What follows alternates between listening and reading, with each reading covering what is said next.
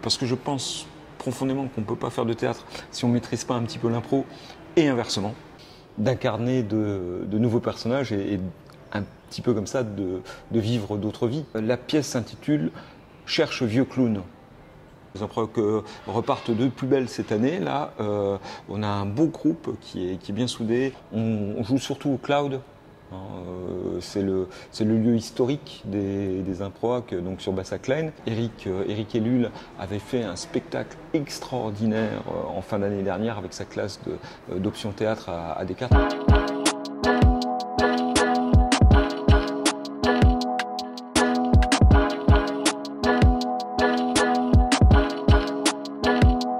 Bien, bonjour Raphaël, donc ça me fait plaisir de te revoir après l'interview qu'on avait fait l'an passé donc, à Copec.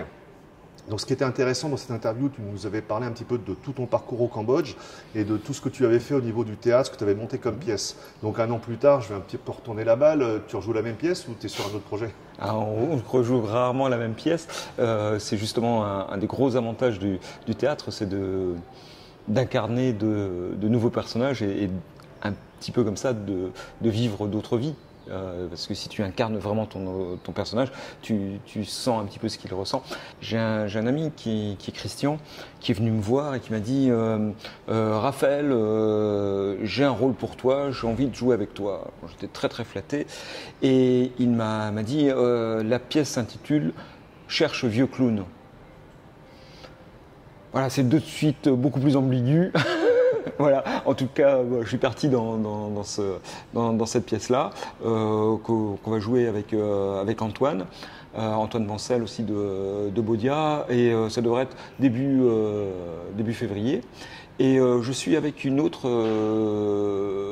comédienne sur un projet simplement, un truc très intimiste tiré de Amélie Nothomb. Alors j'avais déjà fait une adaptation d'Amélie Nothomb avec Eric Ellul. Alors c'est pas gay, mais c'est quand même très très intense, et c'est une adaptation de l'hygiène de l'assassin, et là avec un tout nouveau talent qui s'est révélé à l'impro, Maureen, qui est extraordinaire. Et voilà. Alors un petit problème de calendrier, c'est jamais facile avec des expatriés qui sont en cours de contrat, qui risquent de partir, mais j'espère bien qu'on va le jouer peut-être à Viril, mai.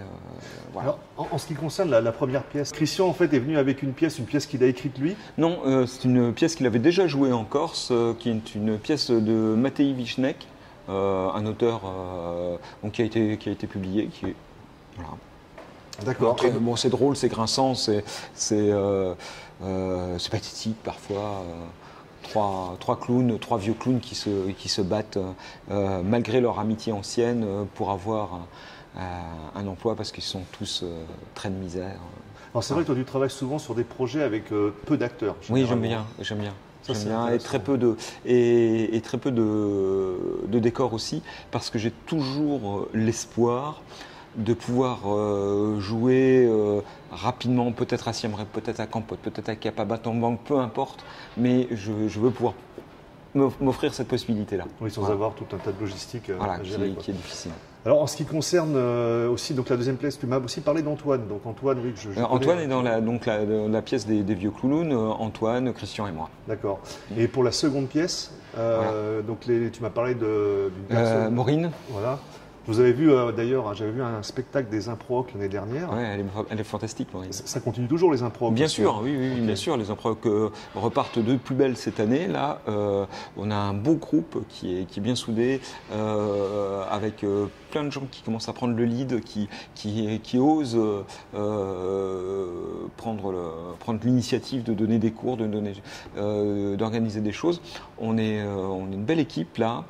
En fin d'année dernière, on est allé à Ho Chi Minh pour le rendez-vous de la Ligue d'interprétation francophone d'asiatique, où il y avait donc Ho Chi Minh, Hanoï, Shanghai, Kuala Lumpur, Singapour, Bangkok qui sont réunis. Une séance formidable. Et puis là, le groupe est bien soudé, très très bonne ambiance. Et voilà, donc si vous voulez venir, vous êtes toujours les bienvenus. Oui, donc les impros, vous recrutez entre guillemets, les portes sont ouvertes. Ah, toujours.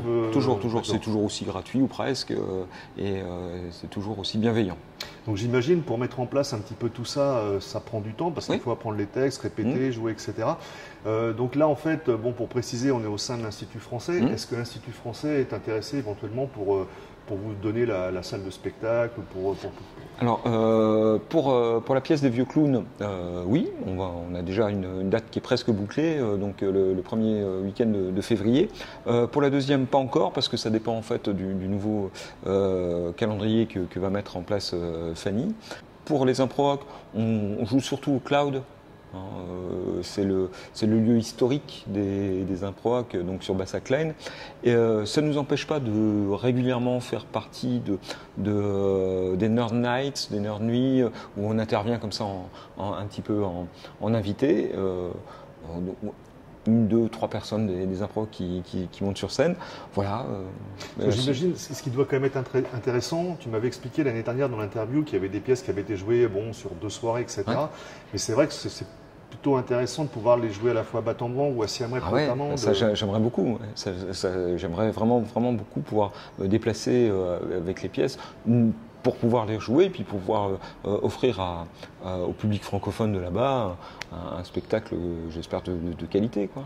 Et justement, concernant la francophonie, on a quand même quelques jeunes qui sont passionnés par la culture française et qui continuent un cursus en dehors de leurs études principales à apprendre le français. Est-ce qu'il ne serait pas intéressant peut-être un jour de monter une petite classe de théâtre pour des gens justement passionnés qui veulent s'exprimer? C'est rigolo que tu me poses cette question-là parce que j'ai été contacté là il y a récemment par quelqu'un. On doit peut-être finaliser un projet. Voilà, c'est à voir. Ça prend beaucoup de temps. Et le théâtre avec des gens qui ne sont pas forcément excellemment francophones, c'était pas évident.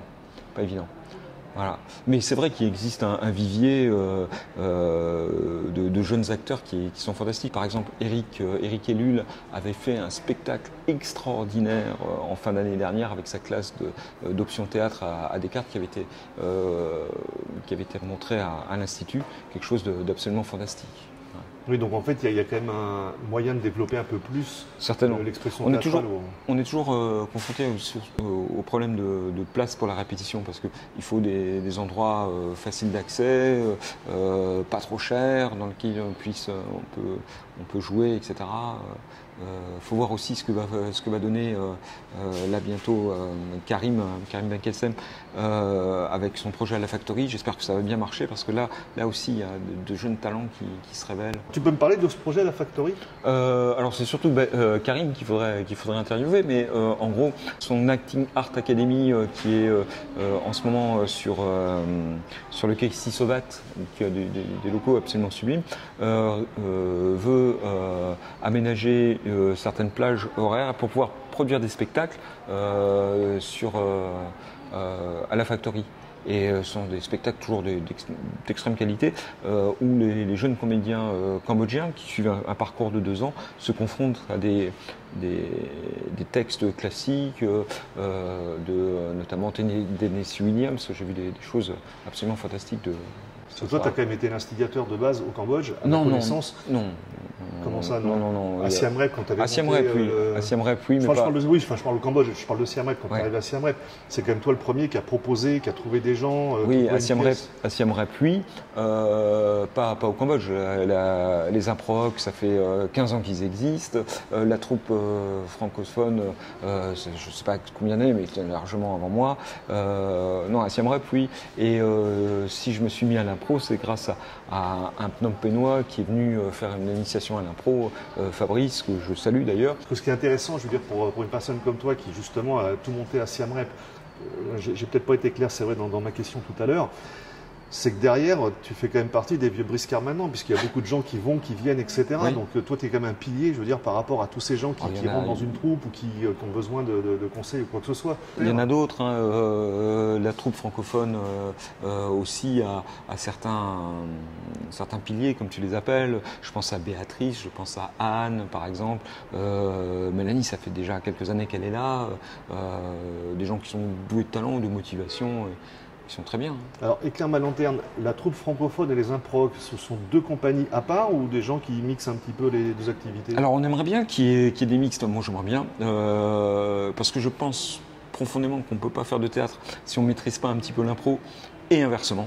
ne serait-ce que pour des histoires de placement, de placement de la voix. Mais force est de constater que de par l'engagement que ça nécessite, notamment apprendre une pièce, c'est-à-dire apprendre un texte, il y a très peu de gens qui font les deux. De toute façon, je vais mettre à nouveau dans la description de la vidéo YouTube des liens, tous les liens que tu vas me donner pour les gens qui devraient avoir des informations. Je mettrai aussi celui de la Factory parce que ça peut aussi intéresser les gens. Mais c'est vrai que le problème qu'on a au Cambodge avec beaucoup de personnes qui sont sur des contrats de 1, 2, 3, 5 ans, c'est difficile pour eux de dire bah non désolé la représentation je ne vais pas la faire parce que je pars dans tant de mois, etc. Voilà. Donc c'est vrai que c'est un peu frustrant, je pense que toi tu es vraiment investi dans quelque chose, de dire tiens c'est dommage cette personne n'a pas, on aurait peut-être pu arriver à tel niveau, elle va faire telle ou telle chose. C'est toujours comme ça avec les expatriés, on vit comme ça. Quelqu'un qu'on n'a pas encore mentionné, c'est David qui met en place depuis quelque temps là, des spectacles de stand-up.